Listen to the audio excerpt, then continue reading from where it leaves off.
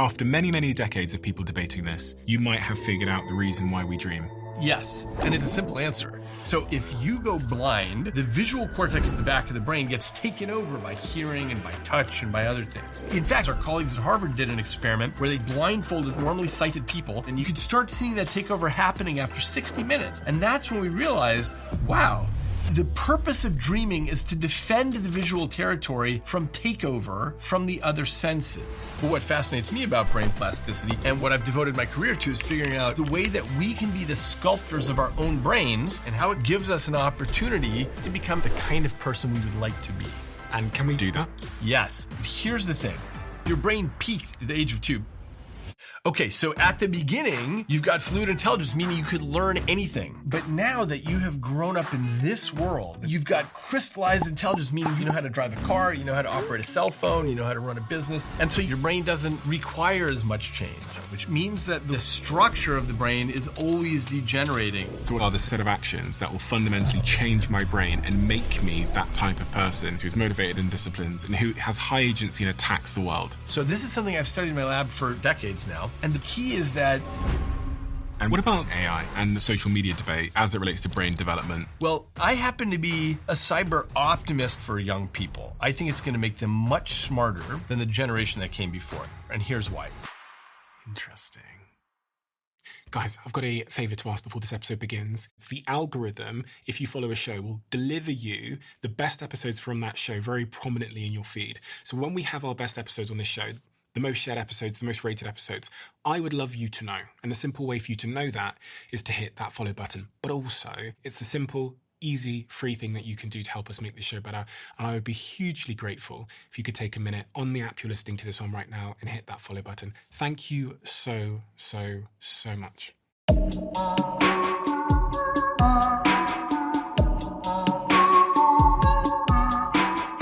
Dr. David Eagleman, what made you so fascinated about the brain, and why should everybody listening be fascinated about the brain as well? Here's what I think it is. When I was 8 years old, I fell off of the roof of a house that was under construction, and I fell 12 feet and broke my nose on the floor below. But the whole thing seemed to take a long time. I did the calculation and figured out that it only took 0.6 of a second to get from the top to the bottom. And I couldn't figure out why it seemed to have taken so long. So I think that got me really interested in perception and the machinery by which we view the world and take it in, and what is actually real versus what's a construction of the brain. And that's what I've devoted my career to, is figuring out how the brain, which is locked inside the skull, it's about 3 pounds, how it constructs this model of the world and which things we can take as reality and which things we shouldn't.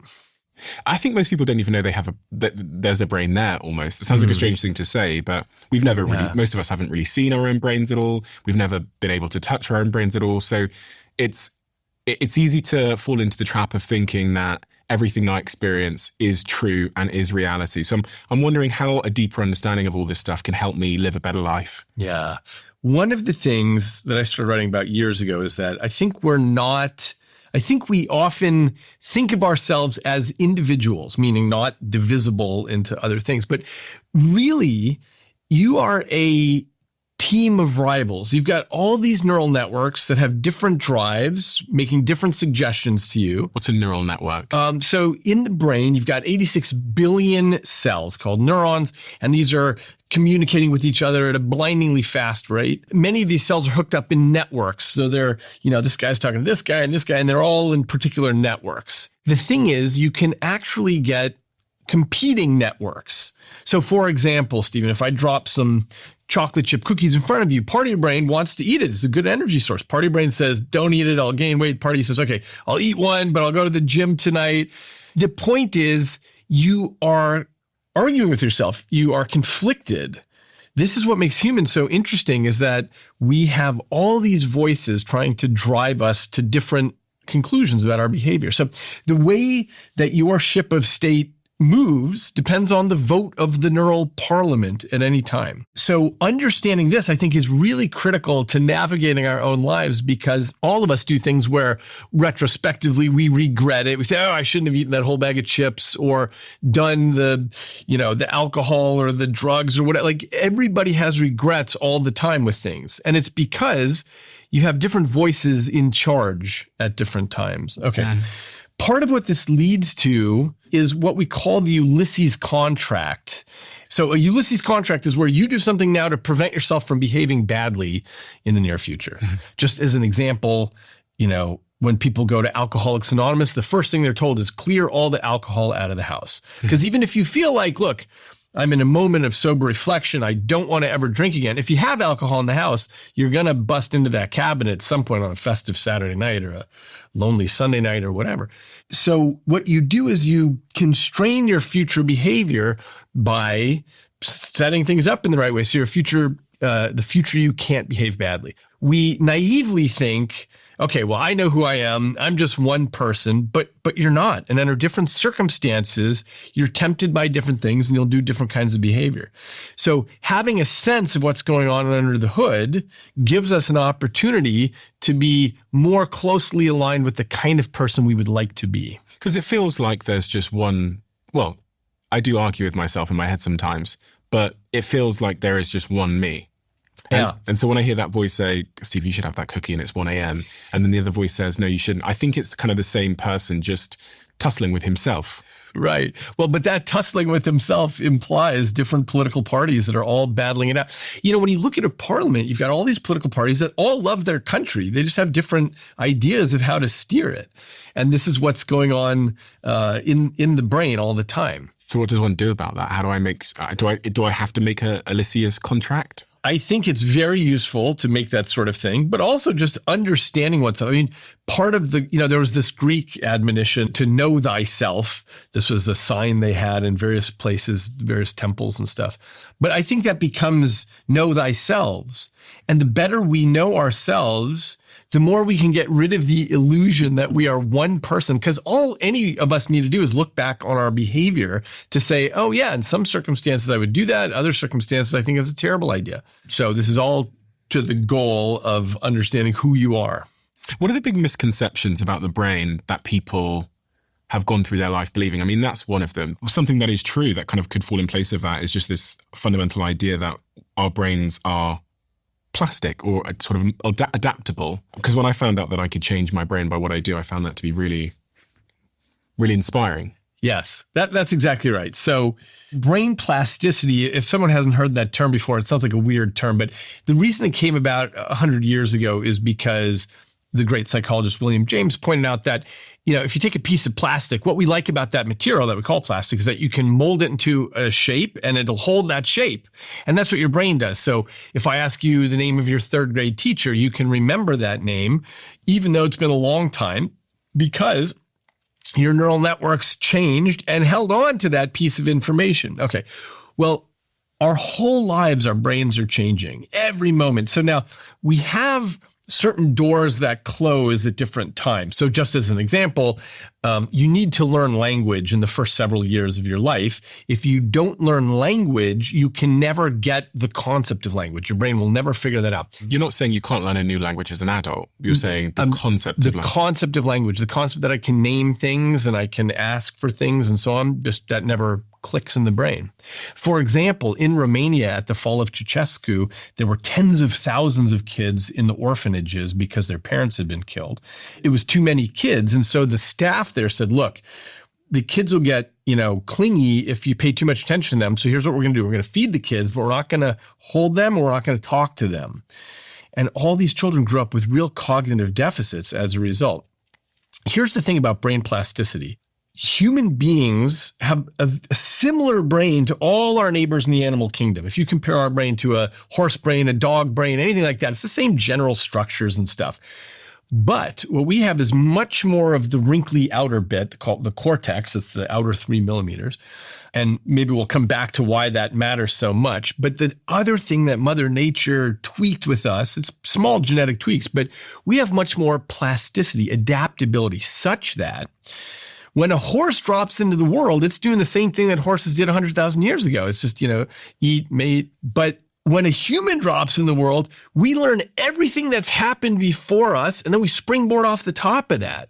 So we, living in the 21st century, we say, oh, great, physics, math, this, that, art, blah, blah, great. We got everything that's happened before us. Now let's do our own thing. And that's what's so special about the plasticity of the human brain, the adaptability of it.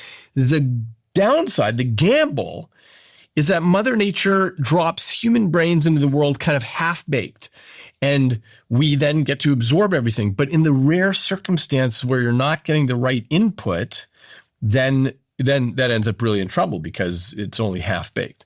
So when it comes to language, we can learn multiple languages when we're young. That's very easy, but it gets harder and harder as that goes along. And various other things become harder. And here's why. It's because I mentioned this earlier, but the job of the brain is to make a model of the world so it can operate within it. So for example, you're an entrepreneur and you love doing business. So you get it. Okay, here's how you structure business. Here's how you hire well. Here's how you set up a board well. You're doing everything because you've got a really rich internal model of how to structure a business. That's what the brain wants to do, is get that stuff right. As a result, if you suddenly ended up, taking a trip to Mars and there's a whole very different society there that does businesses very differently, you would have to relearn stuff really quickly. So here's the thing. You went from having a brain that had high fluid intelligence to now having a brain that has high crystallized intelligence. What that means is at the beginning, you can learn anything. You could learn any language. You could have dropped into any era. You could have dropped into 13th century Japan. When I was young. When you were young, when you were a baby, if you had dropped out of the womb in, 10th century Mongolia, you would have said like, okay, cool, learn language. You would be a 10th century Mongolian. But as it happens, you dropped into this era, a certain place and time and neighborhood and culture and family. And so you learn that. That's who you become, is that person. We often think that plasticity diminishes as you age, but it's not simply that it's diminishing. It's that you are getting the right answers about how to operate in the world. And so you don't have to change as much. Your brain doesn't require as much change. What if I want to change? Yes. So it turns out you still can change. That's the key, is that the reason brains change less and less is because they don't have to. But when things get upside down, just as one example, everything about the pandemic really stunk, except for one thing. I think the tiny silver lining is that all of us had to reassess, oh my gosh, wait, how's the world working? I thought I knew how the world worked, but now I don't know if there's going to be toilet paper at the store. I don't know if the bank's going to be open. I don't know if I can get coffee at the coffee shop. Like, everything was different. As awful as it was, it's really useful to challenge your internal model of the world and get to do that as an adult. We don't usually get to. So if I want to change, what would you recommend that I do? If I want to change who I am, say I'm stubborn, I'm not motivated, and I want to be a different person. The key is challenge. The key is seeking challenge. So it turns out that where we always want to be is in between the levels of frustrating but achievable. And you want to take on new tasks. You want to seek novelty to find yourself in that zone and push yourself to do things that you just haven't done before. And one of the things that's so wonderful about the modern world, everyone's got complaints about the internet and social media and stuff like that, but the good news is it exposes you to so much more than you ever even knew was out there. The key is to actively seek those challenges and seek new things and seek to become expert in various sorts of fields. And I think the key is that once you become good at something, you have to drop that and take on something you're not good at. This is the best thing that you can do for your brain. The reason is because what you're doing is you're constantly building new roadways and pathways in the brain. There's a study that's been going on for decades now called the Religious Orders Study, where a bunch of Catholic nuns agreed to donate their brains for autopsy when they passed away.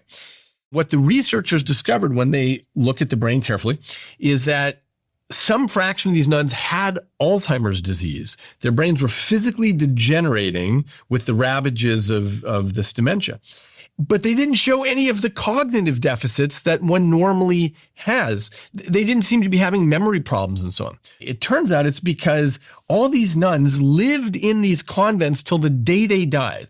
They had social challenges and they had fights with their fellow sisters and they played games with their fellow sisters and they had chores and responsibilities and they were doing stuff. What that means is even as the brain tissue was physically degenerating, they were making new roadways and bridges all the time. And so that's what kept them cognitively healthy. We call that cognitive reserve. Contrast this with people who retire at 65 and they go home and they watch television and their social circles shrink and so on. That's when you've really got concerns because you're not building the new pathways. Is there data to support that when you retire, if you retire early, or if you retire, say, in your 60s, it increases your probability of an earlier death or cognitive decline? Almost certainly with cognitive decline, because you're just not getting the challenge. At that point, you're just coasting on your internal model. It's tragic, but what happens often is that people's hearing gets worse. And so by the time they retire, let's say in their mid-60s, it's not really that fun for them to go out to parties and restaurants anymore because they can't quite hear. And so there are all these converging reasons why their social lives shrink. But it turns out social life is one of the most important things that we can do for our brains because there's an expression we sometimes use in neuroscience, which is that nothing is as hard for the brain as other people because you never know what the other person's going to say and do and how they'll react emotionally and so on. So you're constantly on your toes with other people. And if you're not doing that anymore, that ends up being a problem. Interesting. And I'm 33 years old.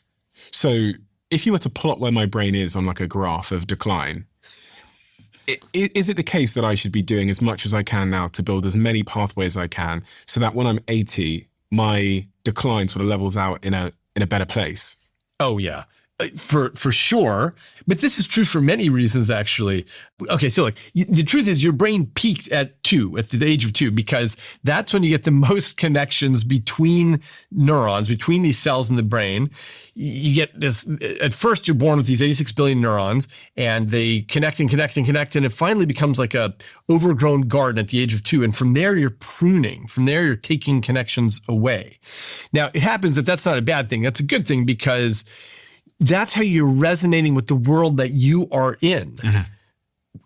21st century London and LA versus, 10th century Mongolia, because you're just strengthening those pathways that resonate and you're getting rid of everything else. Okay, fine. But over time, your brain cells die. Every time you hit your head on something or whatever, your brain cells are going down. So in that sense, you've peaked. But your crystallized intelligence that you've been building your whole life, that keeps going and you'll have decades ahead of you where you can start doing stuff. But yes, the reason to learn everything you can is because all that stuff cashes out at various points in your life. When you're starting your next business or you're, wanting to do the next great thing where you're surfing the web of AI, you'll say, oh, I learned this thing when I was 16. I learned this thing when I was 22. And these are paying off now. I think I heard Andrew Huberman say that one of the most fascinating discoveries of the last century is a particular part of the brain called the anterior mid-cingulate cortex. And it links to what you were saying a second ago about challenge and doing things that are difficult. Yeah. It turns out that area of the brain is involved and other networks as well, because when you're doing something new and challenging and difficult, you have stress and anxiety. Your whole brain is active. Let's say I measured your brain, even with something like EEG, electroencephalography. That's where I stick electrodes on the outside. Let's say I measure your brain and my brain. We're doing something that, let's say you're an expert at. What's something you're really good at? Juggling? Oh, I don't know. Some physics. Let's go for juggling. Okay. Let's say you're an expert juggler. Let's say I've never juggled. Okay. If we're both juggling, you're going to be much better than I am, but your brain will be less active. You won't have as much activity in your brain. My brain is on fire with activity because why? I'm trying to figure out, okay, where do I put my hand? How do I throw this? And blah, blah, blah. So when I'm a novice at something, my brain is using much more activity, not just the anterior mid-cingulate, but tons of activity all over because I'm trying to figure out the rules. I'm trying to figure out what's going on. You as an expert, you got it. You don't need to burn much activity. This is what the brain's goal is to say, hey, once I've practiced something a lot, once I get something about the world, I'm going to burn it deeper and deeper into the circuitry so I don't have to burn a lot of energy on it. On this part of the brain, the anterior mid-cingulate cortex, Andrew Huberman was saying it's larger in people that do things that they basically don't want to do, hard things. If you spend your life doing things you don't want to do, then it happens to be bigger. And so people have now thought of this part of the brain almost like the willpower muscle. Because for some reason, those that are doing hard things have bigger ones and those that are not have smaller ones. I mean, it wouldn't be so much the willpower muscle. It would be some indication retrospectively of how hard you have worked.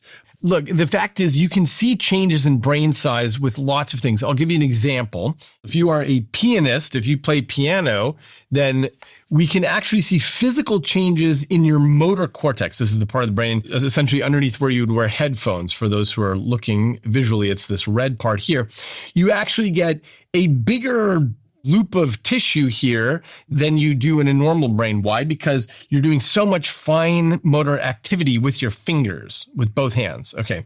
In contrast, if you're a violinist, you're only really doing that kind of detailed activity with one hand, and the other hand's just bowing. And so you only get that activity here in one half of the brain for violinists. So I can look at a brain and tell, hey, is the person a pianist or a violinist or neither? I can tell just by looking at the visual cortex because you see changes in the brain based on what you do. For example, jugglers, people who play music, even you can tell this with medical students who study for final exams, you actually see changes in the distribution of their cortex. Why would it be getting bigger? The reason is the brain's devoting more real estate to that. In this case, let's say we're talking about fingers on a piano or a violin. The brain is devoting more, there's more relevance to that. And so more real estate. So that you can do it better in the future? Exactly. The key about the cortex, this wrinkly outer part, is that it is a one-trick pony. This is often overlooked because even this brain that I'm holding here is color-coded so that we think, oh, okay, that's clearly labeled this, that's clearly labeled that, and so on. But in fact, it's all the same stuff and it can change. So for instance, if you are born blind, then this area that we normally call the visual cortex gets taken over by the rest of the brain. If you're born deaf, then this part that we call the auditory cortex gets taken over. It gets devoted to other tasks. And so this whole system is very, very fluid. And this is what fascinates me about brain plasticity is the way that we can be the sculptors of our own brains because we can devote ourselves to particular things and have the brain's real estate get involved in that. So if I was currently someone that couldn't get out of bed, I didn't have a lot of discipline or motivation, and I wasn't very good at committing myself to hard things, with everything you know about the brain, is it possible to take a set of actions that will fundamentally change my brain and make me that type of person who runs marathons, who does hard things, who's motivated and disciplined, and who has high agency and attacks the world? Yes. Yeah. But it's much more than simply resolve because, I mean, just look at New Year's resolutions. By February, most people have dropped most of them. So it's really a psychology problem about figuring out, okay, what are the things that motivate me? So let's say you want to become a marathon runner. You've got that distant dream. You figure out like what actually motivates me in the short term? Who am I trying to impress? What am I trying to accomplish in my life? How can I structure things like this Ulysses contract that I talked about earlier, where I'm actually locking myself into a contract? Like, I call Bob and I say, I will meet you every morning at 7 and we're going to run until we drop. Like once I've committed to those sorts of things, that's how you set things up so that you do the right thing. It's a bit of a cycle, right? Because then my brain will adapt and then presumably that'll make it easier for me to run. Yeah. And then I'll run more and then my brain will adapt. That's right. And the cycle continues. And it's not just your brain, of course. In this case, it's your body. You're getting better, you're getting stronger, you don't get as out of breath. And so all these things help. Exactly. But in order to keep the cycle going, you need to figure out what is spinning this flywheel and what are all the other things in your life, whether good motivations or bad. It doesn't matter. You just figure out what it is that you can do to get there. Are there some physical exercises that are particularly good for the brain from what you've understood? the general story is exercise is really important for the brain. I'll give you just one example of that, which is there's still this debate going on about whether we get new neurons in the brain. The general story has always been you're born with 86 billion neurons and those slowly die with time. But in rats, for example, there is a little trickle of new cells, new brain cells. And there's been a debate for a long time about whether that little trickle happens in humans or not. Still unresolved. But in rats, what you can see is that exercise causes the trickle to increase. If you stick the rat on the wheel and it's doing physical exercise, you get more new brain cells.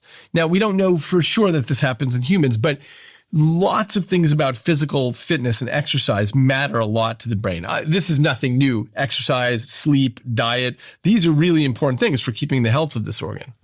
Is there anything else that's important to know for someone that is trying to change and improve and keep their brain in a healthy state as they age that we haven't touched on? There is something that all of us are thinking about, which is about social media and the internet in general. I do think one of the interesting things about the internet and social media is that if we were growing up in a village 500 years ago, you just know the people in the village and what they can do and so on. But let's say no one in the village was an entrepreneur or a neuroscientist. And so we can't even picture that as a thing. We don't know anything about that. One thing that the internet has done for kids growing up in the digital age is that you get a lot more exposure to things. You have so much more exposure. I actually think this is one of the positive things that I would say about social media is that you not only get exposure, wow, that kind of thing is possible and that kind of thing is possible, but you also have people teaching you how to get there. They say like, hey, I'm a fitness influencer and I'm going to show you exactly how to do the thing. Or, you say, hey, here's exactly how you start a business. Or I say, hey, here's the route that you go through undergrad and grad school to become a neuroscientist. And that's great. I mean, there's so much more of a talent window now that everyone gets exposed to. So I think that makes a better brain. What are we doing to our children that you think we probably shouldn't be doing as it relates to brain development? Here's the thing that's really important about this debate is that nobody really knows, and I'll tell you why. It's because to do anything in science, when you're saying something about a group, you need to have a control group that you're comparing against. And when it comes to asking the question of, hey, kids growing up now with social media or the internet, how do they compare to other brains of kids who don't grow up with that? Well, we don't have a control group unless you look at kids who are incredibly impoverished or, let's say, Quakers who don't believe in technology. And with both those groups, there's 100 other important differences. So you can't just say, oh, look, I'm comparing to this kid who grew up without food, and I'm going to say there's this difference. Who the heck knows why the difference is there? Even a generation ago, there's so many differences in terms of diet and pollution and politics and blah, blah, blah, everything that you can't do it. So I only mention this because I think it's very important. A lot of people pipe off with things about, oh, the younger generation, their brain, this, that, but we don't actually know. And I will tell you that I happen to be a cyber optimist on this point about what growing up with the internet does for young people. I think it's going to make them much smarter than the generation that came before. And here's why. It has to do with the size of the intellectual diet that they can bring in. So when I was a kid, I grew up pre-internet.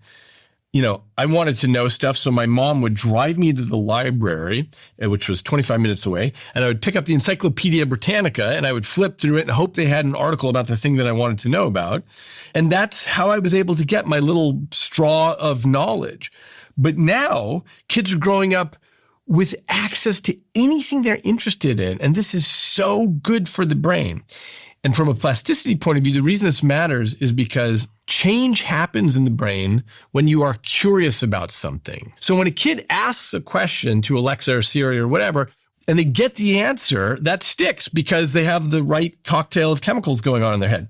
In contrast, when I grew up, I learned tons of just-in-case knowledge. I mean, that's all that the teachers could teach us is just in case you ever need to know this fact, here it is.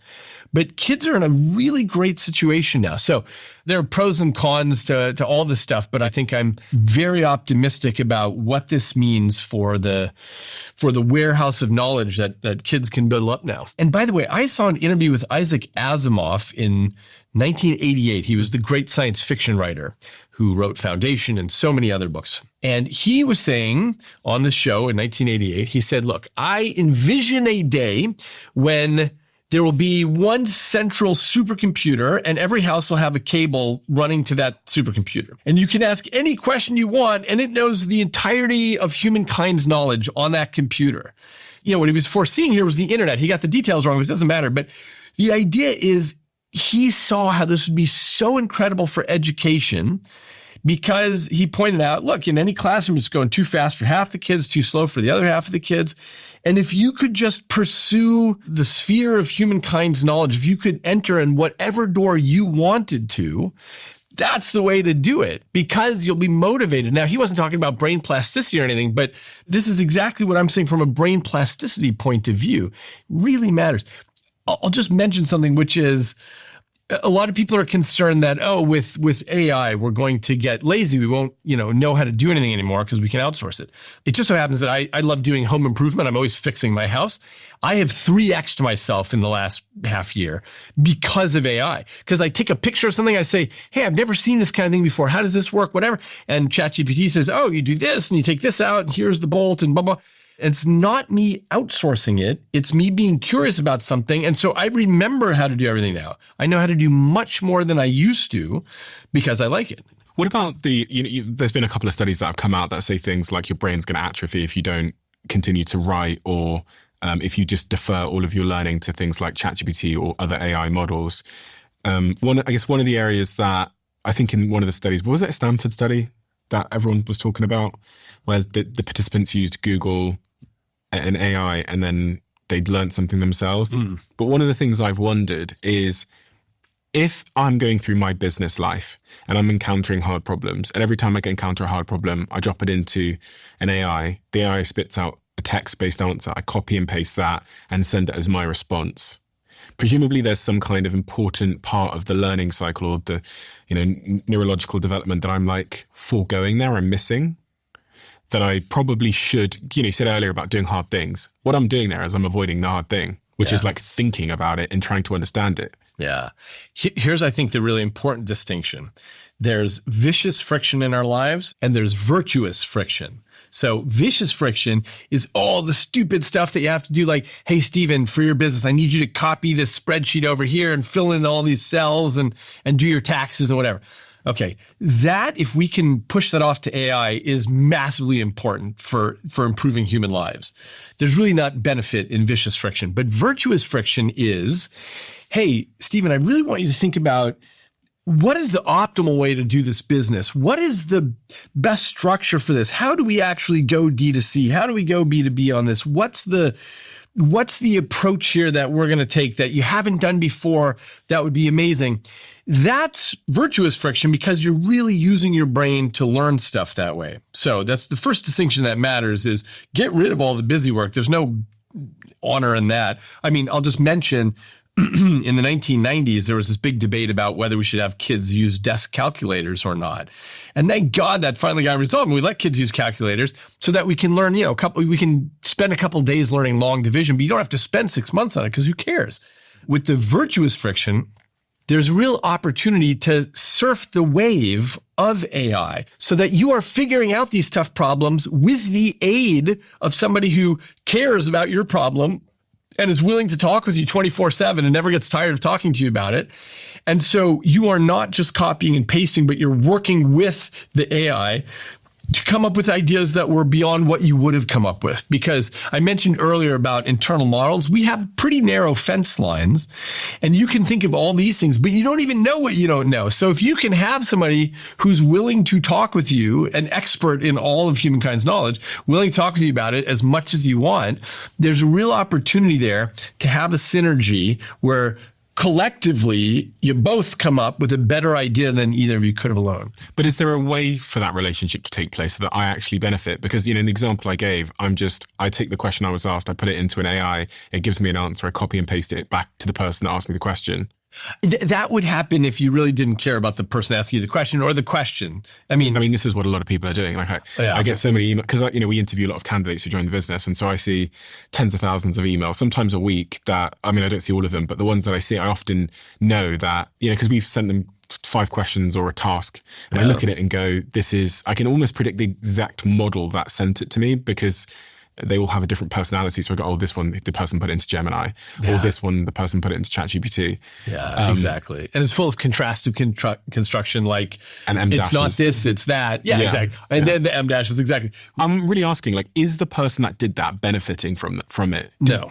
Well, no, but for a couple of reasons. One is that and it triggers your red flag. And so that does not do anyone any good. I see so many of my colleagues posting on LinkedIn these very obvious AI things, and it irritates me because I feel like I'm not going to spend my time reading that because of, I call this the effort phenomenon, which is in psychology, we care a lot about things that seem like they took a lot of effort. And there's something about seeing an AI post that's just irritating because it's so obviously AI. That's a really interesting idea, the effort phenomenon. Yeah. I've been writing about this for a while because it turns out there are psychology studies where if I offer you two pieces of art and one of them looks like, let's say it's a red dot in the middle of a white canvas and the other one is, bottle caps stacked up and glued in this great shape or whatever, you'll pay much more for the thing that looks like it took a lot of effort. People will pay more for a real diamond than a synthetic lab-grown diamond, which is exactly the same thing. It's just carbon in a matrix, but they feel like, oh, well, Mother Nature took hundreds of millions of years of effort on this one, but not over here. It just took a few days in the lab. So there's a million ways where we care about that a lot. When it comes to this AI thing, yes, anybody who's just popping back something to you, it just feels like, all right, they took the path of least resistance, and I'm not so interested. I want to know from a neuroscience perspective whether they benefit. Presumably they don't benefit too much either.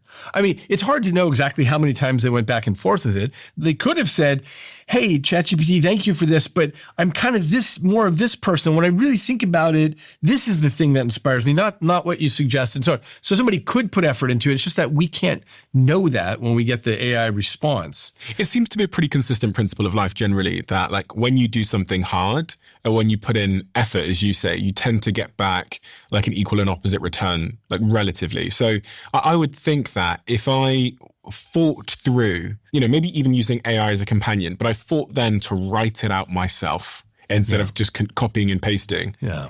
One of the things I've learned from doing this podcast and all these episodes is everything is a trade-off. Yeah. And if you don't know what the trade you're making, then you're often at great risk. And so like some of my friends will say, oh, I take this pill and it's amazing. It does all these things for me. It's the most amazing thing ever. I can just focus for 24 hours a day and I'm so productive now. And I go, what's the downside? And they go, oh, there's no downside. And I go, so that's what I mean. It's even worse when you don't know the trade you're making. And so with AI, I go, okay, if it's making me wildly more efficient or productive, what trade am I making?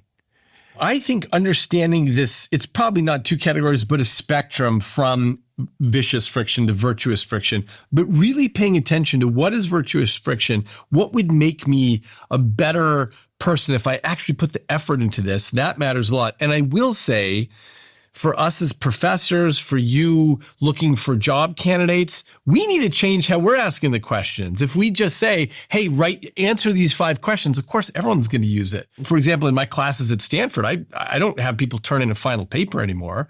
That was from previous life, before AI. Now I have them do projects as their final thing where they're running an experiment on something. And of course they use AI to help them generate some of the issues, but they have to deal with other people and look at the data and figure out what's wrong and that kind of stuff. I worry that it's getting into the age of, the whole calculator thing you said, where maybe actually it is now you need to assess them on their ability to use the AI, not to succeed without it. Yeah, agreed. This is the whole game for all of us, I think, is figuring out how to surf this wave of AI where it can make us superhuman. We can just be better, so much better than anything we ever were doing before, because we have immediate access to knowledge and facts that either we had forgotten or we never knew existed. And so we should be surfing that wave. So I totally agree with you on that point. If you can figure out how to change your interview questions so that you're seeing, hey, can this person really get the speed?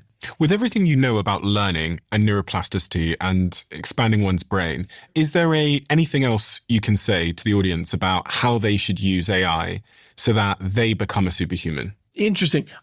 Look, I've been talking to my friends about this issue a lot lately, and I mentioned how I've become so much better at home improvement stuff. I just know so much more.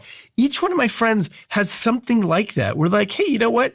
I'd actually gotten so much better at this super random thing that I never even thought I never thought about it explicitly, but because I'm always asking AI questions about that and it's giving me the answers, it's not simply that it gives me the answers and I forget it. It gives me the answers and I remember it. I become better and better because it's like the way that Alexander the Great had Aristotle as his tutor and could ask him anything and learn great stuff from him. We've all got Aristotle in our pocket now, and we can become better at the things that we want to do, the things that resonate with us for whatever reason. If everyone's got Aristotle in their pocket, how does one create an edge?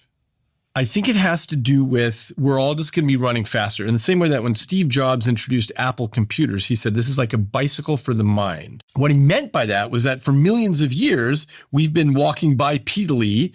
And then just in the last nanosecond of evolution, we invented the bicycle. And suddenly humans can move faster because of the bicycle. And he said having a personal computer is like a bicycle for the mind. And I think of AI now as like a motorcycle for the mind. It allows us to move so much faster. So now it's a motorcycle race, and there will be people who are much faster than other people because they're really using that optimally. And that's what I mean. It's like, how do I create an edge versus whoever I'm competing with in whatever industry I'm in? Well, for sure, the people who are just copying and pasting the AI slop, that'll be easy to beat that crowd. But otherwise, I think it's just a matter of, hey, these are the newest things. It's like in history when the new sword gets invented or the new gun or the new cannon, you have to keep improving and using that. And that's what's going on now with AI. And from a neuroscience perspective, if I wanted to use AI to, based on all these things you've told me about novelty and all these other points that expand the connections across my brain and give me a big cognitive reserve, what might I install as a practice every week when I'm speaking to my AI? Oh, ask it questions that you're curious about anything. Just asking it questions. Here's one thing I do all the time. I'll say, hey, I've been thinking about this. On my podcast, I do a lot of monologues. And so I'll start talking to it and I'll say, hey, I've got this idea that I'm thinking about. What if blah, blah, blah, blah, blah. And then I'll say, here's my idea. Give me pros and cons. Tell me why this is wrong. And I do that pretty much with everything that I ask it, if I'm proposing some, stupid seed of an idea. And it really gives me the counter arguments and I really engage with it. That is the important part, I think. And by the way, I just want to say, I think for the next generation that we're teaching, there are really only two things we can teach because all the details of, hey, let's teach computer programming or something, that's probably already gone as a useful thing. So what we can teach is critical thinking and creativity. That's it. I think that's such an important point, this point about asking your AI why you might be wrong. Yeah. I think I've had most of my paradigm shifting moments when I've come to an AI model that I was using with very high conviction. And the prompt that always I think is most sort of expansive in terms of my intellectual knowledge is when I say to it, be brutally honest about your opinion, think for yourself and be objective and tell me where my blind spots are. There's something innate within us all where we don't actually want to be wrong. We often, I think, as a natural reflex, and this is why people get really sort of trapped in echo chambers of political opinion. And, Leon Festinger talked about this idea of cognitive dissonance when something you believe contrasts with new information and how it makes you feel uncomfortable. There's something when I type that out, when I love the idea or the thing I've written or the memo I've written, this new idea, and I go on, tell me why I'm completely wrong, and it eviscerates me. It is both uncomfortable, but it feels incredibly important because then it's like I've grown. But these AIs, they're programmed almost to like kiss my ass. Yes, although, ChatGPT released a very sycophantic version, I don't know, maybe a year ago, meaning it compliments you. You give some idea and it says, oh, Stephen, that's the best idea I've ever heard. You're a genius and blah, blah. And that didn't last very long, that model, because nobody actually liked it. So you're exactly right. And I'm sure most listeners know this, but you can tell your AI to be brutally honest with you all the time. You can tell them to do that all the time and it'll do that. So you can establish the kind of person that you're talking to. Here's the thing. You're right, of course. People don't like to be wrong. It can be socially embarrassing. It can be uncomfortable. And yet there's something very different when you're talking to your AI. It's a very private thing. And you say, hey, tell me why I'm brutally wrong. And when it tells you, you think, oh, thank God it's telling me that instead of like a real human. So I think a lot of that is alleviated with AI. We don't feel as bad about being wrong there. As you were saying that, I just went on ChatGPT and I typed this in.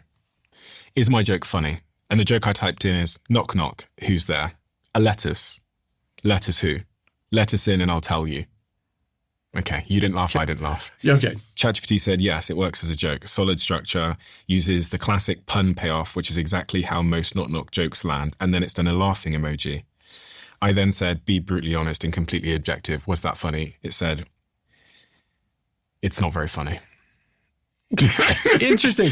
But that's interesting because it depends, right? A little child actually finds that joke funny. And for a little child, they then get to repeat that to their classmate and they're learning how to do a joke and so on. So I'm not sure I think there's a single answer to whether that can be funny or not. But the interesting thing is it just reinforcing what I already believed. And therefore, when we think about growth or having a growth mindset, if someone's just always reinforcing what you already believe and know, I don't know if it's ever going to be a growth mindset. I mean, I just asked it again. I said, be really honest. And it said, it's absolutely not funny. Yeah, but remember, all it's doing is it's a statistical parrot. And so when you say be brutally honest, it thinks that's what it should answer. I said, also, be even more honest. It says it's basically not funny at all and you shouldn't say that to people. Okay. And it says comedic originality 1 out of 10, likelihood of real laughter 1 out of 10. Well, that's quite good. That's quite accurate. Here's the thing. I've been thinking about this issue a lot about whether AI can be funny. And at the moment, it can't be. It's great at repeating jokes, but it doesn't understand humor on its own. What it knows, if you ask it to make up a new joke, what it'll do is it'll have, the first guy walks in the bar, then the second guy walks in the bar and does X, and that establishes the pattern. But then the third guy, it'll have break that pattern, which is the structure of a joke. But it doesn't know how to break the pattern in a way that's funny. It's just the third guy does some random thing. So AI, as it stands now, the way it's structured with what's called a transformer model, doesn't know how to think of the punchline and then go back and make the joke lead to that punchline. A lot of people don't either. Do you know what I mean? Right. Like, I say that not in an offensive way, but just to say that, like, I don't know. I often hear the claim that AI could never be creative. It's massively creative. Here's why. Creativity in the brain, all creativity is you absorb your world, the whole world around you, every experience you've ever had, and then you're bending and breaking and blending those cognitive concepts into new remixes. That's all creativity is, and you're doing that all the time, whether you're just trying to think of what to say next or what recipe to make next or what patent to do or what company to start. You're just remixing the stuff that you already know. And that's why, I don't know, take Beethoven. He could have written any kind of music that was being done anywhere in the world. But of course he didn't. Like, that's what he grew up with, was the music in his local culture and so on. What we have now is a much broader diet, as I mentioned before, where we can get everything going in. But the point I want to make here is that AI, that's what it does. It remixes stuff that's come in. So AI is massively creative. The part of creativity that AI can't do right now is selection. Meaning it can generate 100 pictures, but it doesn't know which one to pick. It doesn't know which one is going to be the most appealing to you, but it can remix beautifully. But neither do humans, right? So if I asked an intern to make me 100 pictures, I mean, I could get my AI to pick one, but it wouldn't know the intern or the AI wouldn't know which one I loved. The intern would have a much better shot at it. And as the intern is there for a while, he or she becomes quite good at getting, I get Steven's taste. It would be this one. And the AI can't learn that, what my taste is? I don't think the AI could learn that about visual images, because when it generates the pixels, it's doing this, this magical stuff under the hood where it's deciding which pixels and how they diffuse together and, makes the image. But it doesn't know how to read that image like, the way this is and blah, blah, that'll really appeal to Steven. It's not seeing the image except as a bunch of pixels. You need to be a human for that. Because I feed, so I was doing an experiment recently where I took my behind the scenes channel, which is a 30-minute long video, and I dropped it into Gemini, and I'd say things to it like, predict where people would drop off on the video. And then we upload the video to YouTube, we get the retention data back, and Gemini, in the last 2 times that I've done it, has a 100% record of knowing that at minute 7, where insert person talked for too long and might have been a bit more selly, might have tried to sell a hoodie, for example, in that part, it would say, you're going to lose people here. And it would very accurately say why. It would say, because you talked for 74 seconds and it was jarring versus the moment that came before it. And when I feed the AI, I don't know, let's say thumbnails and say, which thumbnail is going to perform the best? We did a test recently where we put 4 thumbnail test results that we knew the answer to into Gemini and said, which one's going to win on YouTube A/B testing? And it got 100% accuracy of predicting on data we already had which one would win. Okay. And so now I don't know. I keep having these paradigm shifting moments where I go, no, only humans could do that.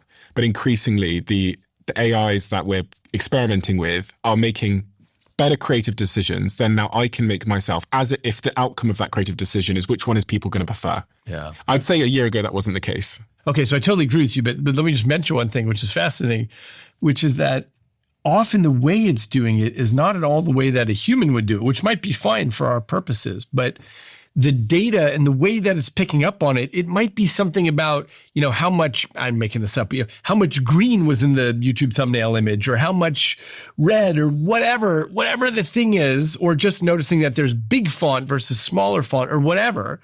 The next time you try it, it says, oh yeah, this thumbnail is going to be great. And it's some ridiculous thumbnail that doesn't make any sense to you as a human, nor to your fellow humans. But it might say, oh yeah, this would be great, because it's judging things on very weird dimensions that we can't always see. In the example you gave about maybe it's because the text is bigger or the color red. But those are the same factors we think about. As a human, we think, if we know that if the font is bigger, it performs better. We know that red performs better than green. Quite possibly, but here's the interesting thing. Human art constantly evolves, and all AI is trained on is what has been done before and what has worked. And so if I asked it, let's say we composed 5 different songs and said, hey, AI, which song is going to be better? It's going to say something that's right in the middle of the distribution of popular songs. But that's not what actually makes it next year and the year after. It's new things. It's new twists that nobody has seen before. That's what we love. That's what we seek as consumers. And so because AI can only be trained up on what already exists, it's never going to get the new thing at the edge. But if the AI was asked to, because I think the reason why a new song would break out, let's say, a new Drake song comes out and it's a smash hit. If we think about that distribution curve, so like if I draw it on the grid, you're saying that this middle section here is what sort of AI will aim at because it's the popular and the known. Yeah. Well, if I tell AI to make 1 million songs, which is kind of what I guess is what's going on every day around the world, if you scattered them on this graph at Absolutely. And then the AI's most unusual song ends up taking off, but it's just because there's so many of them. Quite right. But that's the human selection part that we're seeing over there. If you asked, okay, out of all these dots, which do you think AI is going to be best? It's going to have to tell you the middle of the curve. But the surprising part is the part that you circled there, which is the one on the edge is the one that humans like. Why? Because we're constant novelty seekers. We care about the things that are new. I think the point I'm getting at is that the creation of it, the creative process is still the same, which is like totally AI or humans just trying a bunch of shit and then the world going, oh, that one. I totally agree. This is consistent with what I'm saying, which is that AI can be massively creative in terms of the generation of something, but you need humans to do the selection. Mm-hmm. I'm only arguing the point that AI is not good at saying, okay, I've generated 100 songs. This is the one humans will choose. We end up saying, hey, wait, this one is just weird and unique enough that I really like that. It's interesting because when you speak to like record labels about music, what they're often doing is getting a format of a song that they know will work. So they're like, right, so it's got to be 8 bars here. It's got to be this here. You've got to have a chorus that's like hooky. It's got to come back round. It's got to build up pace. And there's like a rough format to it. And it's no surprise that someone like Ed Sheeran has written so many songs for so many fucking people. Yeah. When I spent some time working with Sony, they had a brand new boy band in the wake of One Direction. And when I sat with the boy band and was introducing myself, they said to me, "Oh yeah, so here are the boy band's first 3 songs, and Ed Sheeran has written all of them." And I was like, "What?" I thought like they're like, "No, Ed Sheeran's written all of them." And then what we do is we give them to the boy band, and then the boy band sing them, and they're pretty much guaranteed to be hits because Ed Sheeran has like a formula. The way he writes is really in like vogue right now. People tend to think a lot that the songs that are number 1 in the charts are there because just because someone had creative genius. And of course, that is the case sometimes. But there is a lot of this writing going on and then handing the formula over because someone has cracked the code of a hit. Right. But here's the thing, and you know that we all know this, which is that the code never lasts. Mm-hmm. So humans have this pull where they're always seeking things between novelty and familiarity. So we like things where we recognize the brand and we recognize what the singer has done before, but there has to be novelty or else we're not going to go for it. We're not going to listen to that boy band for the next 10 years doing the same song over and over. So you're of course right that we want a bit of familiarity. We want to be anchored, but we definitely seek the new. This is what humans always do. This is why car companies always release the next model, even though the current model is perfectly fine. This is why haircuts evolve. This is why fashion evolves through the years, because we always care about novelty. And the other thing in the music industry that I think is also creating a hit is I was reading many years ago about some psychology, which you'll probably know much more about, that says exactly what you just said, which is we love something when it is familiar but new. Exactly. So the way that the record industry and the radio industry make something familiar is they blast the same song at you on every radio station for a long period of time until it breaks past being just novel, just new, and it becomes familiar. And like I saw this graph which shows that a song that you'll love is right there in the middle of like it's new enough that you're still into it, but it's familiar now because you've heard it so many times that you love it. And if anyone listening, the first time you hear a song, you might not love it as much as once you've heard it like 20 times. Yeah. And then at some point you've heard it too much. Yeah. And exactly. It comes back down the other side of the curve where it's now too familiar. Yeah, that's exactly right. And so we're always seeking that tension in the middle. And yeah, companies run into this all the time. Like sometimes they try things that are too novel that just completely fail. You know, Coca-Cola tried this a long time ago with introducing new Coke and no one liked it, whatever. And other companies like, what was that company? BlackBerry with the little thumb things that you can press the physical keyboard on the phone. They failed because they wouldn't change fast enough. But anyway, companies that make it are always staying in that sweet spot.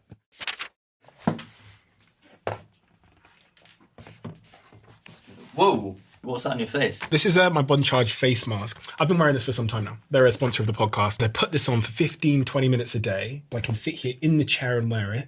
Boosts my collagen production, helps with fine line blemishes, my complexion gets better, and then more people listen to the podcast because I look better. Professional grade equipment in such a small box. It's non-invasive, and having sat here with so many of the world's leading health professionals, there's various things that I repeatedly hear work and some things I'm a bit skeptical about. This is one of the things that almost all of my guests on this show have confirmed works. It is really, really, really effective. And they offer fast, free shipping worldwide with easy returns and exchanges, and you'll also get a 1-year warranty on all of their products. And they're HSA and FSA eligible, giving you tax-free savings up to 40%. And you can get 20% off when you order through my link at bondcharge.com/DOAC. That's bondcharge.com/DOAC. The deal applies site-wide.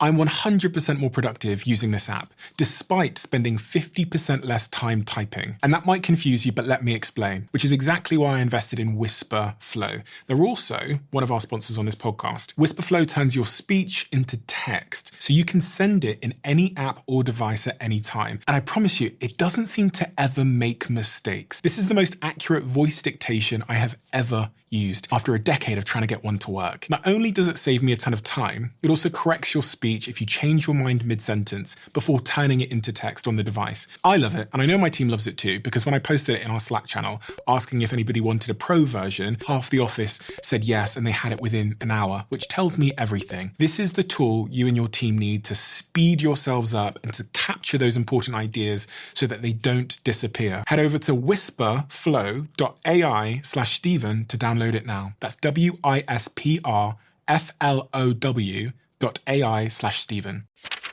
When you think about the brain and how it's built, and then you think about the exact technology that they've used to create AI, isn't it very, very similar? And if so, if it is similar, what does that say about humans' role in the future? It's similar, but it's not the same, which is why with AI you get what we call jagged intelligence, meaning that it can do something so extraordinarily smart and then in the next moment give an answer that's weird and doesn't make any sense. AI still is doing this. It's not it thinking like we think. Okay, why? It's because AI, as we think about it now, really started, of course, decades and decades ago, where people said, look, you've got all these billions of cells, neurons in the brain that are connected to each other. What if we ignore all that complexity and we just say, look, imagine that you have units that are connected to each other. We're going to forget about, a single cell in the brain is as complicated as a city. It's got the entire human genome. It's trafficking millions of proteins. Let's put all that aside. Just imagine it's a circle and it's connected to other cells, and each connection has a certain strength. And that's what we call an artificial neural network. Now, that went off in its own direction. And the kind of amazing, surprising part is how successful it's been to just get rid of all the detail. But it's still super different than what human brains are like. So just an example, this thing I mentioned at the very beginning about how we're a team of rivals under the hood. You've got all these different competing neural networks that are trying to drive your behavior and so on. The fact that we're emotional, the fact that we are driven by different appetites, whether food or sexuality or whatever it is. But, your ChatGPT, you don't want that in the ChatGPT. So it's just an artificial neural network, many layers deep, and it's extraordinary at what it does. But it's so different than a human. For example, the fact that it's read everything on the planet and remembers it.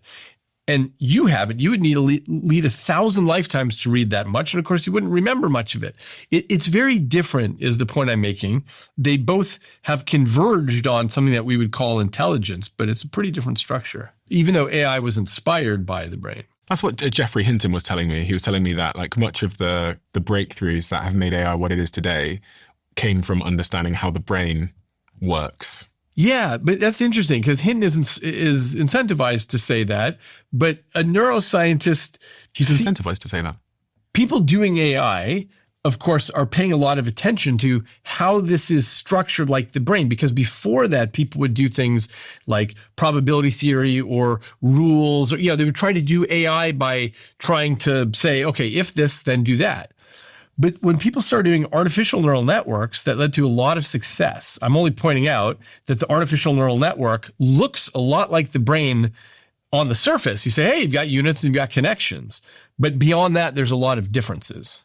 And why are those differences significant as it relates to what's possible? Because what we've developed is this a new species, essentially, that is incredibly impressive, but it ain't a human brain. It's different than a human brain. There may be all kinds of similarities, things that we even come to understand are similar, but there are so many differences. Here's an example. We humans do one trial learning all the time, meaning if I say, or when you were a kid and your mom said, hey, Stephen, this is a pomegranate. You say, okay, pomegranate, got it. But you can't, when you're training up an artificial neural network, like at OpenAI or Gemini or Anthropic, you have to give thousands or millions of examples of everything for it to learn anything. There's no one trial learning on those systems. And they have to be trained at the cost of billions of dollars. Then they can do a run where you ask a question and it answers the question. But brains in the real world don't have that luxury of having a training phase and then an action phase. We have to learn on the fly. It's very different. So I guess the pertinent question is, does it change what's possible for the brain versus the artificial neural networks we see in AI? Is there some limitation based on what you've just said that means this brain in front of me, this human brain in front of me, will always be better than the AI at something? Because I'm trying to track forward about what this means for the future of humans. Yeah. I think it's an interesting question that we'll have to see, but it's clearly the case that we know what it is to be a human from the inside. And when I'm making a model of you and who you are, and you're making a model of me, we have assumptions about what it is like to be a human. AI only watches human behavior from the outside. And so it can tell a lot of great stuff, but it doesn't really know what it is to be a human. So if I ask it some question about what would it be like if this or that happened, it can answer based on observing lots of things, but it can only ever know from the outside. In terms of why that matters. Yeah. Because, if I ask my AI, my fiance's being like this today, or if I ask my best friend, my fiance's been like this today, both of them give me the same useful answer, it doesn't really matter what's going on. I agree with you. I agree. I'm actually writing a new podcast on this about what you can tell from the outside and what you can tell from the inside and whether that difference matters. Look, an example is, last year got a Tesla with full self-driving. And I was watching as it was full self-driving. I was coming up on a very complicated traffic situation. I thought, whoa, what's my car going to do here? How's it possibly going to understand? But what it did is it slowed down and came to a stop, which was exactly the right thing. And I thought, oh, that's interesting. Algorithmically, it might think of it very differently than I am thinking about the situation. It doesn't matter. It comes to the same conclusion, ends up in the same place. Yeah, I agree. We have yet to see where these differences matter and what it is to be a human. But I can tell you one thing, we care about other humans. So here's my little prediction is that there's going to be actually a renaissance in things like live theater and live performances. When things first came out, like Napster, everyone thought, okay, that's the death of concerts. Like that's the death of musicians, right? But in fact, you look at a Taylor Swift concert, gajillions of people there paying lots of money. Like everyone loves the thing. Why? Because they're going to see the real Taylor Swift in person. And I have noticed, I give a lot of talks on the road. I have noticed an increase in the number of talks since AI came out a few years ago. The first thing that my friend said to me is, hey, did you know, David, that you can, use 11 Labs and Hey Gen, and, you can make an avatar of yourself and you can use your voice and use ChatGPT to generate what you're going to say and have a fully virtual version of you. He said, my friend who gives talks too, he said, maybe we can start doing this and do virtual talks. I said, nobody's going to want that. In fact, what's happened is more people want to fly us across the country to have us stand there in person because it really matters to see fellow humans. And I think that's only going to increase. I completely agree with you. I think it's so funny. I did a post on my LinkedIn the other day saying that maybe the interesting paradox or interesting outcome of AI is that every other iteration of technology made us less human.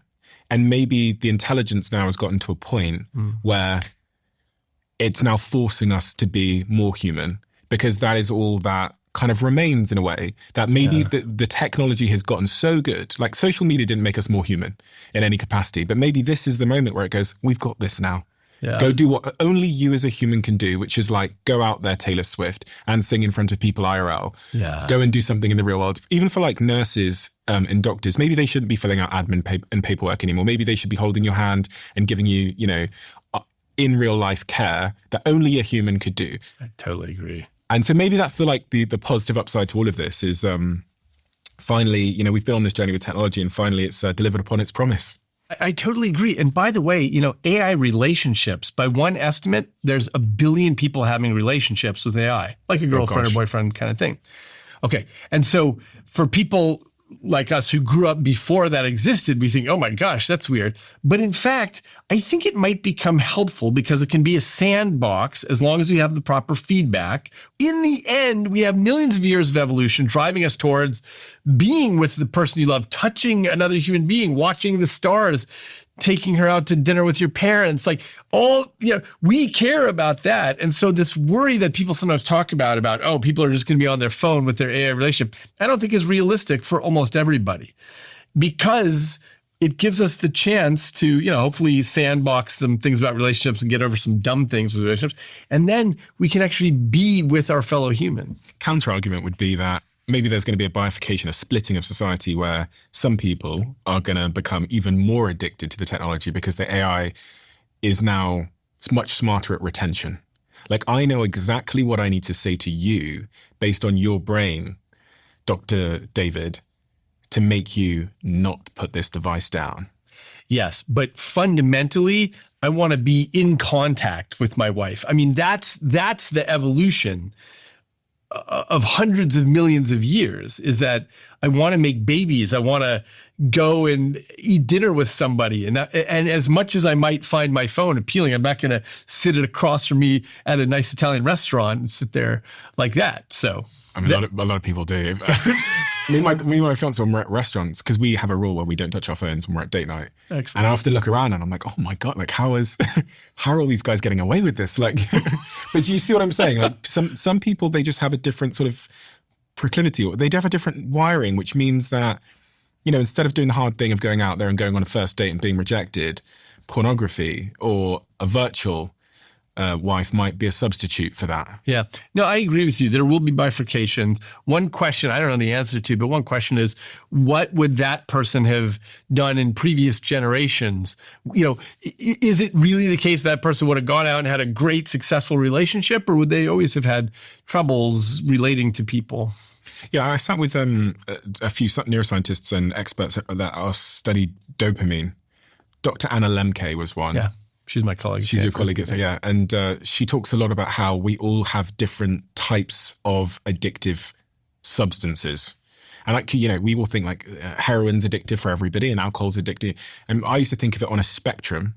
But actually she said for her addiction was romantic erotic novels. Yeah. And she almost ruined her relationship because of erotic novels, which is something that I would read and just throw in the bit maybe this new technology is particularly addictive to a certain type of person. Yeah, I think that's exactly right. And I think we're going to see that with everything. I mean, the wild part about human society is that there's so little that we have in common, meaning everybody is really different. This is something I've studied in my lab for decades, is this issue about what are the subtle differences from person to person, not big things like, oh, this person is a psychopath or this person has schizophrenia, but the more subtle things. I'll just give you an example. Like if I ask you to imagine, to visualize, let's say an ant on a purple and white tablecloth crawling towards a jar of red jelly.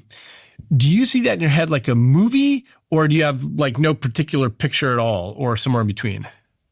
What do you experience? An ant crawling towards a jar of jelly. Yes. Yeah, I see a big black ant, and then this jar of jelly is overflowing down the sides with a wooden lid on top of it, and the ant is almost there. Oh, wow. Okay. So you have so what you have, I'm just guessing where you are, but you are on the end of the spectrum that we call hyperphantasia, which means you have very rich visualization. You're seeing it like a picture or a movie. Is that accurate? Yes. Okay. I happen to be at the other end of that spectrum called aphantasia, where I don't have any visual images at all. I don't see things visually in any way. And it turns out the whole population is spread evenly along the spectrum. I'll just give a quick side note, which is that for many years I've been talking with Ed Catmull about this. He's the guy who started Pixar films. So he's got all the patents on how to do ray tracing and how to make these beautiful animated characters, right? Ed Catmull is aphantasic like I am. And when he learned about this, he got really interested and he gave the questionnaire to everybody at Pixar. And it turns out many of his best animators and directors are aphantasic. They don't picture anything inside their heads. Now, this seems surprising and strange, right? But it turns out that if you are an aphantasic kid, you're going to become better at drawing because you have to really pay attention to the subject out there and really have a dialogue with the page with your pencil. Whereas a kid who's hyperphantasic might say, oh, I know what a horse looks like, and just draws it. Okay. So anyway. That tracks. Yeah. So it turns out there's a real spectrum across the population, meaning inside your head and my head, we're having pretty different experiences. But I've studied this along dozens of different axes, and everyone's got different things going on. Just as one example, do you know about synesthesia? Have you ever heard of this? Is that forgetting or something? No, synesthesia is having a blending of the senses. So someone with synesthesia might look at letters and it triggers a color experience in their head. So they look at J and that triggers green, and they look at M and that triggers blue, and whatever. It's different for each person. Or you might hear music and it triggers a visual experience, or you might taste something and puts a feeling on your fingertips or whatever. It's a blending of the senses. At least 3% of the population has this. It's not a disease or a disorder. It's just an alternative perceptual reality. So if you have aphantasia, does that mean that you can't picture your kids? It means that the way I picture them is not visually. I mean, there's sort of a very general, but for me, it's more motoric imagery and, and audio imagery. I'm imagining talking to them and being with them and being close to them, and probably some olfactory imagery, meaning how they smell and the whole thing. I have a very rich notion of what it is to be with my kids, but it's a pretty terrible visual picture. Not much there. So I imagine people at home have done that same experiment while they were listening. Could they picture an ant walking towards a jar of jam? And if they find themselves on the aphantasia, I can't remember the two. Aphantasic, yeah, or hyperphantagic. So hyperphantagic is you can picture it. Aphantasic is you can't. Yes. what does that potentially suggest about? Nothing. Now, here's the interesting part. So we've done lots of studies about what this translates to in terms of your capacities in the world. Nothing. Why does it translate to nothing? It's because you can accomplish tasks in 100 different ways. And so some people are doing things very visually. Other people are doing it where they're like picturing it with their motor systems. Others are doing it, as I mentioned, with sound or smell or whatever. Or others are doing it just purely conceptually, just thinking through how the steps would go. But there's nothing obvious other than this thing I mentioned about visual artists often being aphantasic. Otherwise, you can kind of accomplish anything. I run multiple companies that have multiple sales teams. And one of the things as a founder of a company that's often confusing is you find it hard to figure out where sales are. So about 10 years ago, I started using Pipedrive in my former company. And it's also the reason why I switched over all of my commercial teams in my current media company called Steven.com to use Pipedrive as well. Not only do they sponsor the show, but they've been an incredibly effective way of scaling our sales engine over the years. Pipedrive is an easy to use intelligent CRM. And at its very core, it makes your sales process visible through one dashboard, a visual pipeline showing every deal, what stage it's in, what needs to happen next, and it's all in real time with no delay. It doesn't magically close the deal for you, of course, but it does replace complexity with clarity. If you want to join over 100,000 companies already using Pipedrive, you can use my link for a 30-day free trial with no credit card payment needed. Head to pipedrive.com/CEO to get started. That's pipedrive.com/CEO. I'll see you over there. This is something that I've made for you. I realize that the Diary of a CEO audience are strivers, whether it's in business or health. We all have big goals that we want to accomplish. And one of the things I've learned is that when you aim at the big, big, big goal, it can feel incredibly psychologically uncomfortable because it's kind of like being stood at the foot of Mount Everest and looking upwards. The way to accomplish your goals is by breaking them down into tiny, small steps. And we call this in our team the 1%. And actually, this philosophy is highly responsible for much of our success here. So what we've done so that you at home can accomplish any big goal that you have is we've made these 1% diaries, and we released these last year and they all sold out. So I asked my team over and over again to bring the diaries back, but also to introduce some new colors and to make some minor tweaks to the diary. So now we have a better range for you. So if you have a big goal in mind and you need a framework and a process and some motivation, then I highly recommend you get one of these diaries before they all sell out once again. And you can get yours at thediary.com. And if you want the link is in the description below. I heard that you might have, after many, many decades of people debating this, you might have figured out the reason why we dream. Yeah. It's actually after millennia of people debating this. This is the cool part. So, okay. Remember I mentioned earlier that if you go blind, the visual cortex at the back of the brain gets taken over by hearing and by touch and by other things. And it's no longer visual cortex. Well, what we realized is that because we live on a planet that rotates into darkness for half the time, the visual cortex, the visual part of your brain, is at a disadvantage. So what I realized is that the purpose of dreaming is to defend the visual territory from takeover from the other senses. So every 90 minutes, you've got this very ancient thing in your midbrain that shoots random activity into the visual system, and only the visual system, only this very tiny part of the visual system. Every 90 minutes, you just blast random activity in here. And the reason is you are just defending that territory against takeover. Now, the reason that all this came together is because our colleagues at Harvard did an experiment where they took normally sighted people and they blindfolded them tightly for 60 minutes. And it turns out that 60 minutes was sufficient for the visual cortex to start responding to sound and to touch. You could start seeing that takeover happening after 60 minutes. And that's when we realized, wow, this part of the brain really needs a way of defending itself. Now, because the brain is a natural storyteller, if you blast random activity in there, it'll, put that together in some sort of visual story about what's happening, mostly based on what connections are hot from the day. But that's why we dream. So we dream to stop the other parts of our brain overtaking the visual part of our brain, overpowering it, and I guess ultimately making us go blind. Yeah, that's exactly right. If we lived on a different kind of planet that did not rotate into darkness, then we presumably wouldn't dream. Would we even need to close our eyes? I mean, not necessarily. Yeah. It may be that in the sleeping state, in the state of deep sleep, the brain is doing particular things like taking out the trash and cleaning some things up. That might be necessary. Who knows? But yeah, I don't think we would need to dream. We wouldn't need to blast random activity in there.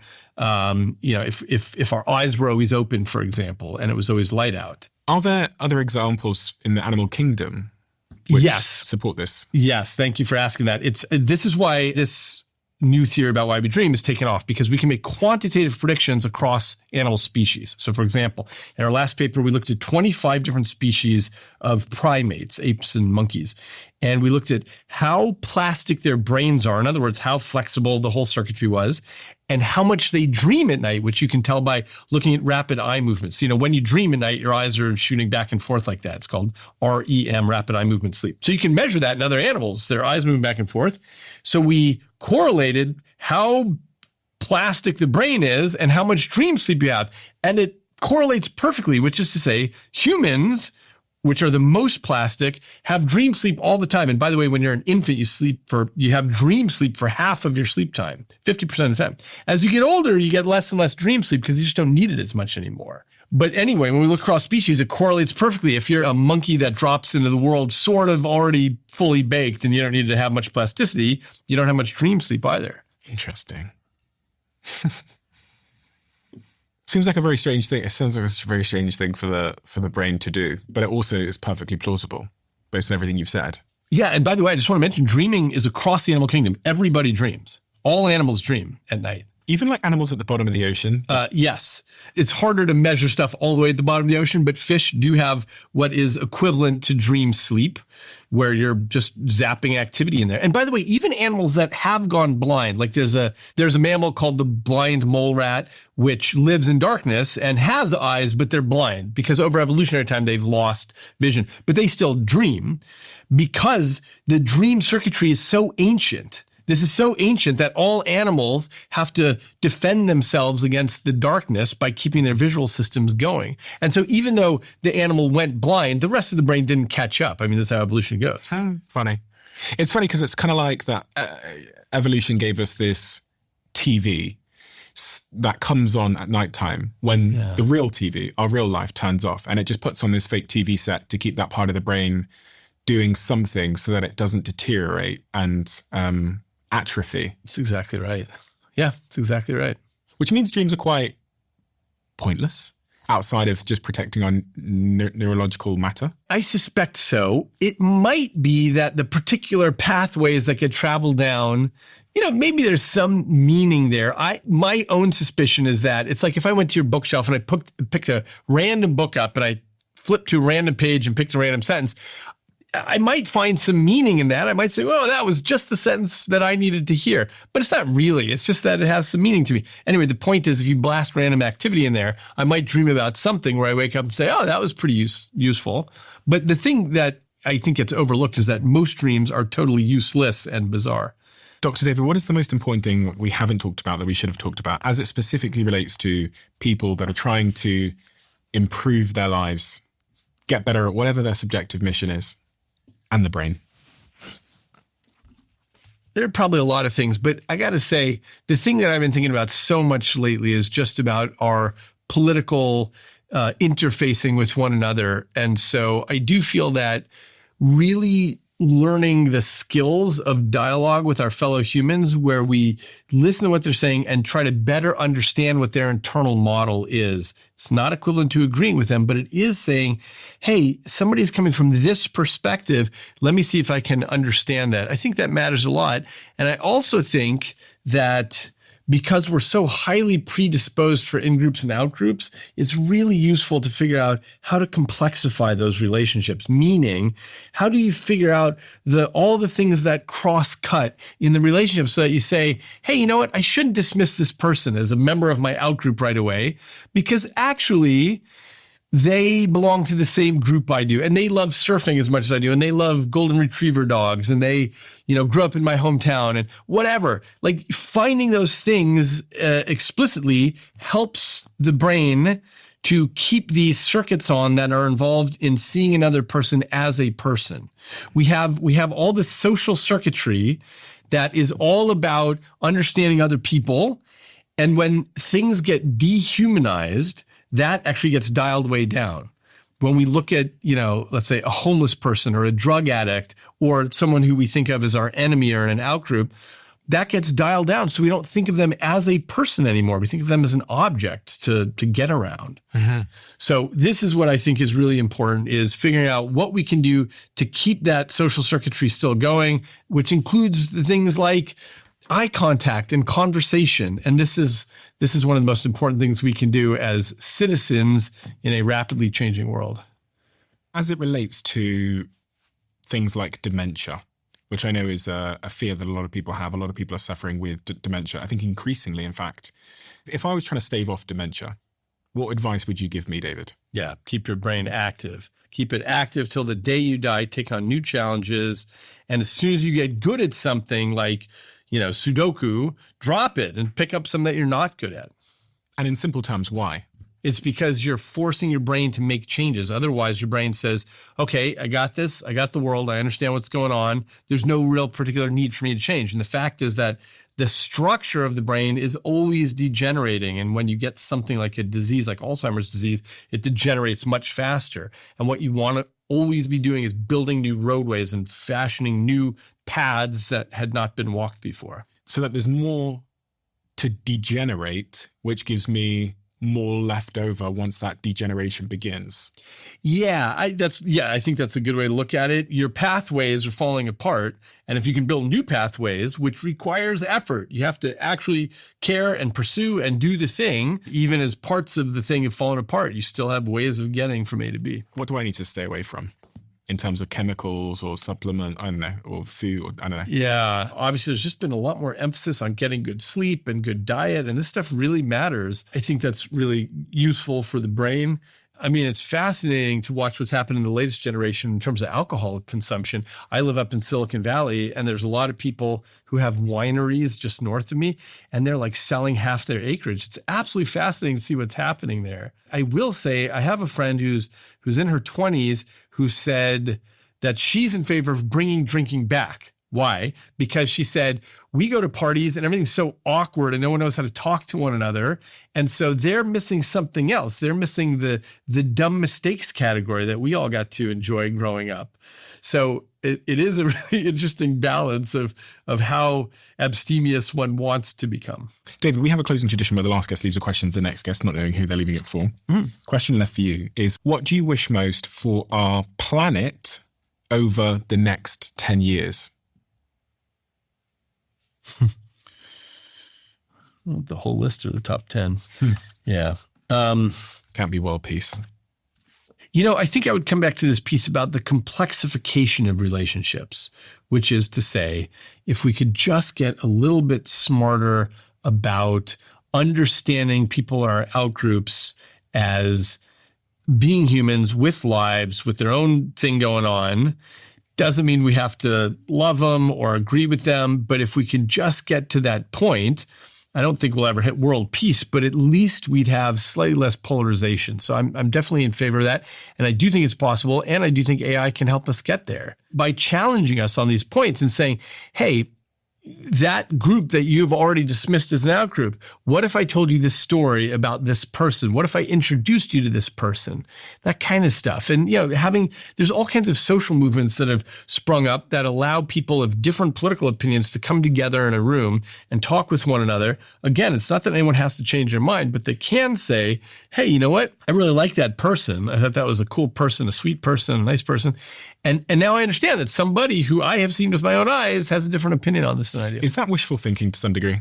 I don't think so, because these things are happening all over the place, and they're the macro is division, isn't it? It's polarization, echo chambers. There's now 20 social networks, some crazy number, that have more than 20 million people on them, which means that social networks are splintering off into niches and interests, and there's like Rumble and Bumble, and there's like Threads and X and Facebook, Snap, Instagram, and what we're seeing is more and more interest group. And also the other thing with algorithms is we went from having a social graph where if I had 1,000 people follow me, those 1,000 people would see my stuff, to now these interest graphs where it doesn't matter if I have 1 follower or 1 million followers, the algorithm's going to decide who's interested in that thing and it's going to serve it to them because that's the most retentive thing if you're a publicly listed company that's driven by ad revenue. So you've got this algorithm that's actually forcing you into into tighter and tighter echo chambers. And even as someone that's been on social media 15 years and ran social media companies, this is one of the great things I've noticed is when I had 1 million followers back in the day, I would reach those people because they'd hit follow or subscribe. Now, even on our YouTube channel, 61% of you don't subscribe. And please subscribe. And that's in part because the algorithm is now doing the work of deciding who to show it to, who it will resonate on the basis of who will be retained. Yeah. Here's what I would say. There's absolutely nothing new about echo chambers because it was always the case that your neighbors and your community and whatever, that's what you thought was reality. I'm actually quite optimistic about the mere existence of the internet because at least we are exposed to the fact that there are lots of different points of view. It used to be in places like the USSR, they controlled the media tightly so that everything you saw was a news approved story. But now you see all the points of view. Now, many of them might drive you crazy and whatever, but at least you know that there are people out there that believe in that. And I think that's really useful. If I had to decide between state control where there's a single story or seeing the whole messy spectrum of opinions, I'd rather see the latter. What about the middle? You know, they always, one of the phrases that's, again, a principle that's helped me think is that the truth is in the middle. And generally I try and understand what the middle looks like. So you've got state controlled over here. You've got aggressive algorithm that's sort of reinforcing whatever you currently believe. Is there not some kind of middle ground where the algorithms have to let up a little bit? And of course, we're not going to go for state controlled. Here's my prediction in 2026 is that there is a market opportunity for a new social media company to come along because everybody is aware of exactly this problem that you're pointing out. Everyone hates when they surf and they get served exactly what they're supposed to get served and they get off after an hour or two and they feel like they've wasted their lives. I think there's a real opportunity for a social media company to come along and say, you know what, we're not building our algorithm like the other guys. It's not about just trying to get engagement at any cost with, incendiary posts, but instead we're looking for ways to connect people. So if you and I both love this particular thing, this particular cuisine or location or whatever it is, we get connected, we see each other's stuff, and the algorithm carefully temporally sequences things so that we come to have a certain connection threshold before we find out, whoa, you have a totally different political opinion than I do on subject X. Wow, I didn't know that, but I really like Steven, so I'm going to lean in and listen a little bit more. I think this is very easy to do, and I think that can actually be part of the selling point of the media company is saying, hey, we are here not to enrage you, but to actually build connection. It sounds like how social media started. Yeah, and maybe it's a return.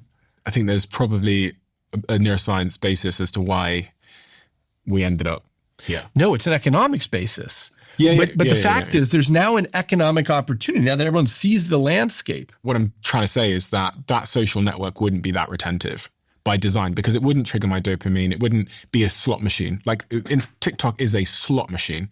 Ping, ping, randomized returns, ping, ping, ping, dopamine hit, ping, ping, ping. So this other social network that wasn't playing with my dopamine in such a way, I don't know whether I'd be addicted enough to return. Therefore, they wouldn't sell their ads, the economic return. Therefore, they wouldn't do very well. Here's the thing. I don't know if the story is that simple that we all want to do slot machines all the time. I don't think we do.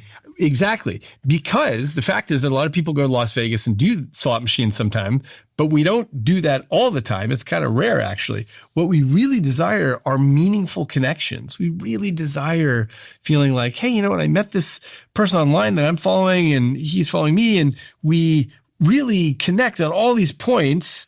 And, oh, by the way, I then found out, interestingly, he's got a totally different opinion about Iran or abortion or whatever than I do, but that's cool. Now we're listening to each other.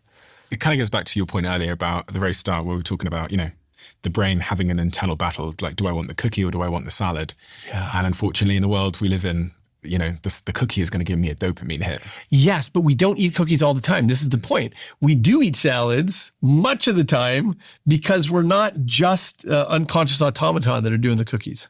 Dr. David Eagleman, thank you so much for the work that you do. I'm going to link your book below. so everyone can read this book. You've got a new book on the way, which I'm very excited about as well. What's that book going to be about, and when is that out? That's about the Ulysses contract, and that'll come out in In 2027. June. Okay. For anyone that wants to know how to change your life by changing your brain, I think this is the perfect book to read. It's a New York Times bestselling author. And the book is absolutely fascinating. It was actually learning about this subject matter in Livewired that helped me to pursue more of a growth mindset and just a growth mentality across my life, and to realize that if I'm not something now, it doesn't mean that I can't be tomorrow. So thank you so much for the work that you do, David. And it's been truly illuminating. I'm sure my neural pathways have expanded in really important ways because of this. Great. Thank you, Stephen.